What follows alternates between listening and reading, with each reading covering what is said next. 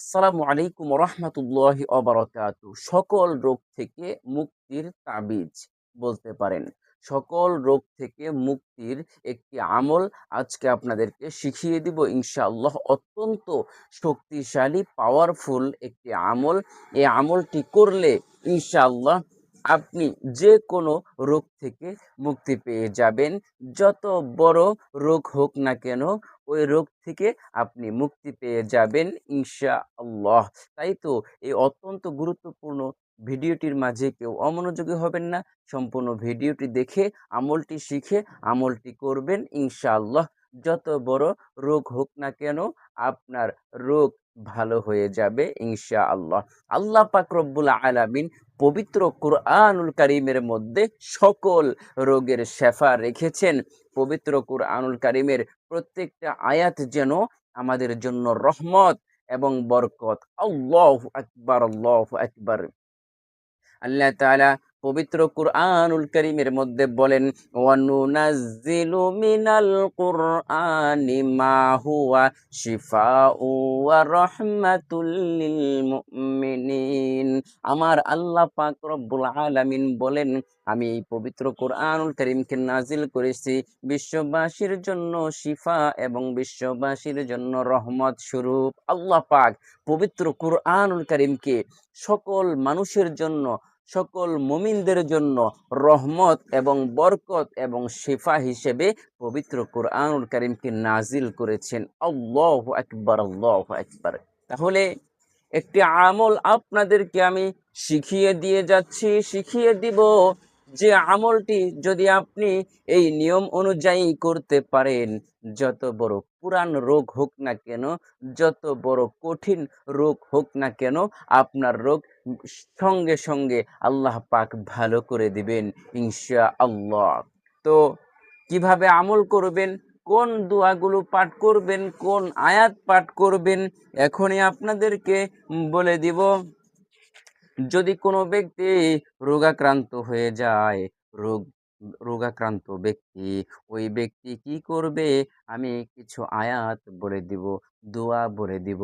এই দোয়াগুলো আপনারা পাঠ করে পানির মধ্যে ফু দিবেন। আর ওই পানি ওই রোগী ব্যক্তিকে খাওয়াবেন। ইনশাআল্লাহ ওই ব্যক্তি পরিপূর্ণভাবে সুস্থ হয়ে যাবে। আল্লাহ পাক ওই ব্যক্তিকে পরিপূর্ণভাবে সুস্থ করে দিবেন ইনশাআল্লাহ। আল্লাহু আকবার, আল্লাহু আকবার। শুধুমাত্র ধৈর্য সহকারে বিশ্বাসের সাথে আমলটি করে যাবেন ইনশাআল্লাহ। তাহলে আপনি যে আয়াতগুলো পাঠ করবেন, সে আয়াতগুলো হলো, প্রথমে বিসমিল্লাহির রহমানির রহিম পাঠ করে নেবেন। বিসমিল্লাহির রহমানির রহিম। আয়াতগুলো পড়ছি, আপনারা মনোযোগ সহকারে শুনুন। ওয়ায়াশফি সুদুরা কওমিন মুমিনিন, ১ নাম্বার আয়াত। ওয়া ইযা মারিদতু ফাহুয়া ইয়াশফিন কুল হুয়া লিল্লাযীনা আমানু হুদাও ওয়া শিফা ওয়া নুনাজ্জিলু মিনাল কুরআনি মা হুয়া শিফাউ ওয়া রাহমাতুল লিল মুমিনিন ওয়া শিফাউল লিমা ফিস সুদুর ইয়াখরুজু মিন বুতুনিহা শারাবুম মুখতালিফুন আলওয়ানুহু ফিহি শিফাউল লিন্নাস। এই আয়াতগুলো আপনি পাঠ করে পানির মধ্যে ফু দিয়ে দিবেন আর ওই পানি পাঠ করবেন। এখানে প্রত্যেকটা আয়াত খুবই শক্তিশালী এবং পাওয়ারফুল পরীক্ষিত আমল। আপনি আপনার যদি অনেক পুরাতন রোগ থাকে, আপনি যদি কঠিন রোগে আক্রান্ত হয়ে যান, যে কোনো রোগ থেকে মুক্তির জন্য, আপনার সন্তান অসুস্থ হয়ে গিয়েছে, ছোট্ট বাচ্চা সন্তান অসুস্থ হয়ে গিয়েছে, এই আয়াতগুলো পাঠ করে পানির মধ্যে ফু দিবেন। কয়বার পাঠ করবেন বলে দিব।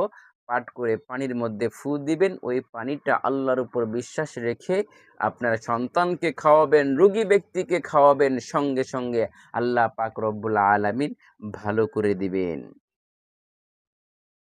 এই আমলটি করে আপনাকে পানির মধ্যে ফু দিতে হবে।